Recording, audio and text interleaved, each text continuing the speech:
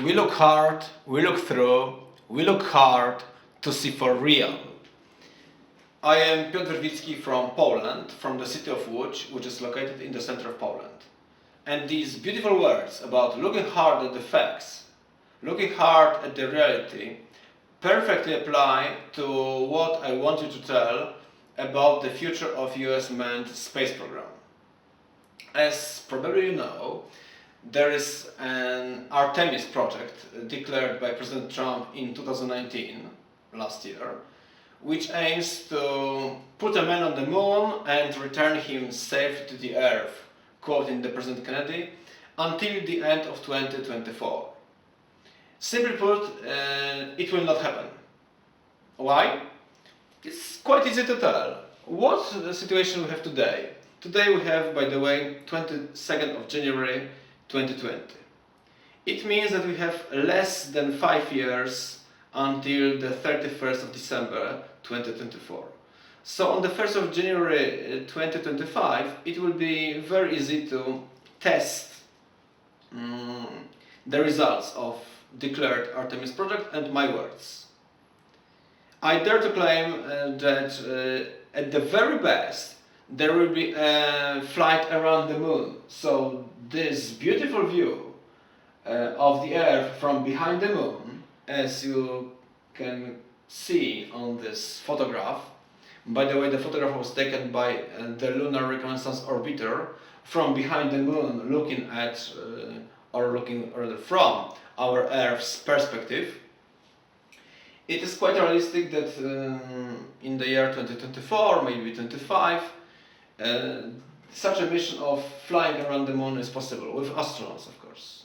But the last component, the last element with the lander of putting the men on the surface of the moon and then returning them safely to the Earth is not possible to be realized within less than 5 years. Of course it is possible, but it will take much longer time. I assume that it will be rather 2030, providing the program will not be cancelled altogether. Political matters, economical matters, whatsoever. But look at the most optimistic scenario. This year, probably the US will regain the capability of flying astronauts to the low Earth orbit, because since 2011 the US simply does not send any spaceship with the astronauts. So even if this year such a mission will take place, by the way, it will be probably realized on the Dragon spaceship, built not by NASA but by SpaceX, the Elon Musk private company. So it will be the only low Earth orbit. Next year there is a scheduled Artemis 1 mission, which aims to send an unmanned spacecraft around the moon. So this view from around the moon by an automatic spacecraft is possible next year at the optimistic scenario. And the rocket which will send the spacecraft is called an SLS. SLS stands for Space Launch System. The rocket itself is not very new design, because it relies on solid rocket boosters from the space shuttle and liquid hydrogen and oxygen main engines, 4 of them, derived also from space shuttle engines. The 4 engines, liquid hydrogen oxygen, will be lost on every mission, so the rocket will be very expensive, in the range of $1 billion. It leads to the conclusion that it will not fly more often than once a year. So only relatively cheap solid rocket boosters will be recovered. The rest will be lost. The Artemis 1 rocket, which, as I told before, will launch next year, 2021, is being built since 2014. So it will be minimum 7 years of fabrication. So it's a geological or snail's pace of work at NASA. In 2022, there is a scheduled flight of the second SLS, this time with astronauts on board.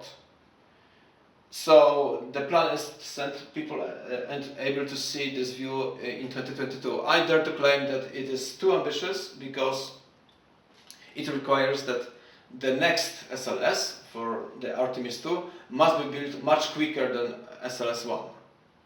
It could be, but I think it will be not that easy.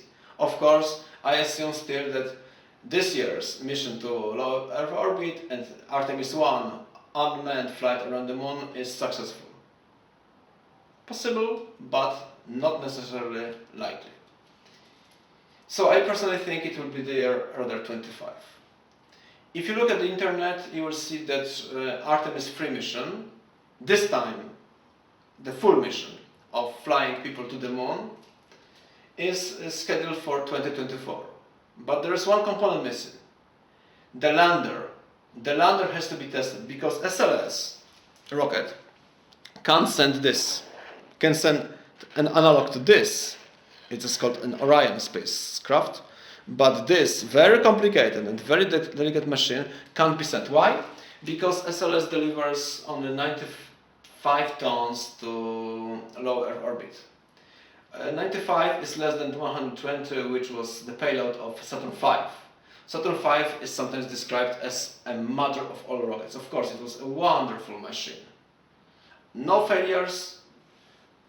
Every launch was either perfect or near perfect. Only the one unmanned launch was problematic. 95 tons and not being able to send the analog of lunar module from the Apollo. I again repeat, these graphics is from the only real Apollo program. Yes, the Artemis is still a plan. Sending a lander requires an assistance of at least one rocket. There is such a plan. It is connected with a gateway, very tiny, very miniaturized space station located in the orbit around the moon. So, at the very most optimistic scenario, astronauts will launch from the Earth on SLS, fly to the orbit around the moon, dock to the gateway space station. By the way, this gateway space station must be built from zero, from scratch, and must be put successfully on some heavy rocket around the moon. So we need one more rocket minimum. And the lander will be already there. So they will join to the gateway, transfer to the lander, and the crew, two of them, will land on the moon, spend several days, and go back to the orbit around the moon, to the gateway space station. And then the Orion spacecraft will deliver them to Earth safely. So the profile of the mission is much more complicated than the Apollo, which required only one single launch of powerful rockets. But let's be optimistic. I want always to be optimistic. Next year we'll have successful Artemis 1, unmanned flight around the moon. 2022 scheduled still successful manned flight around the moon. And 24 theoretically could be the Artemis 3 third flight to the moon. But again, Artemis 3 and Artemis 2 rockets must be built quickly. Quick building, leads to mistakes more often. So it will be very problematic to work under stress and to deliver a very high quality product.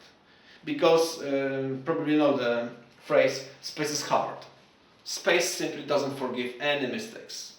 Any mistake will lead either of very big delay of the next flight or to a disaster, sometimes even human life lost. We need also before Artemis 3 mission at least one test of the lander. The lander, by the way, I told you, is also built from scratch, from zero, because all the skills were lost during the last 50 years since Apollo mission. The lander itself is a very delicate and very complicated machine. LM was in more detailed graphics like this. Two parts, the landing part and the part which launched from the surface of the moon. But there's a requirement of very high reliability of this craft, because any malfunction will lead to the astronauts stranded on the moon or simply explosions, something like this. Putting all together, we have less than 5 years to rebound from, I personally describe as a 0 Kelvin. 0 Kelvin means that US does not send any manned spaceship to the orbit. The last flight to low Earth orbit was in 2011, so now we have 9 years of a break, of hiatus. So it's very snail's pace of regaining such a capability. And now NASA or President Trump miraculously claim that within less than 5 years they can fly to the moon. Flying to the moon is at least 5 times more difficult than flying people to the low Earth orbit. So it's very highly unlikely that it will happen. It requires miraculously successful string of flight after flight. In real technological world, malfunctions are inevitable. There can't be technological progress without malfunctions. So in 2024, or rather on the 1st of January 2025, I dare to claim that maximum there will be a flight of people around the moon. Of course, I want you to laugh at my video on the 1st of January 2025 and say, oh, this guy said complete nonsense. But I assure you it will not happen. On the 1st of January 2025, you will be saying, oh, Piotr Wierwicki from Łódź was right. Unfortunately, was right. Of course, I am a very ardent fan of space exploration, either manned or unmanned. But I must look realistically at the facts. Sorry, I want to warn you not to be misled by empty promises.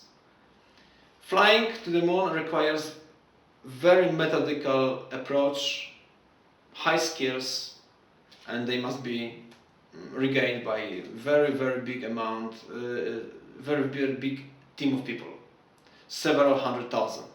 Apollo program required about 400,000 people to work on this goal. But I am still optimistic. The unmanned spaceflight is much better.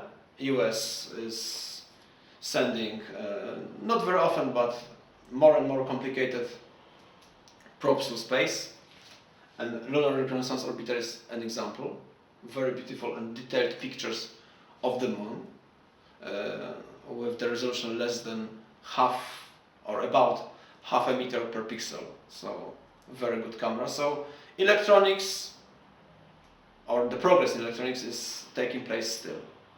But this manned spaceflight is a scandal and disaster in US. Imagine that you tell Neil Armstrong in '69, Neil, in 50 years there will be 0 spaceflight of US spaceflight to the moon and even to the orbit. He would be shocked. He couldn't believe this. Rather, he would have said that you were crazy. But this happened, unfortunately. Yes? But look at this last graphics. So Apollo program was beautiful. The lander, the crew compartment. This equivalent of this is called Orion spacecraft. The lander has no name so far because it's built from zero. Even the contractor is not chosen. This engine and fuel is also being built now. So parts of this spacecraft are developed, the rest is going to be developed, but again, less than 5 years is not enough. But remember, look hard, look through, look hard to see for real and the facts. Thank you.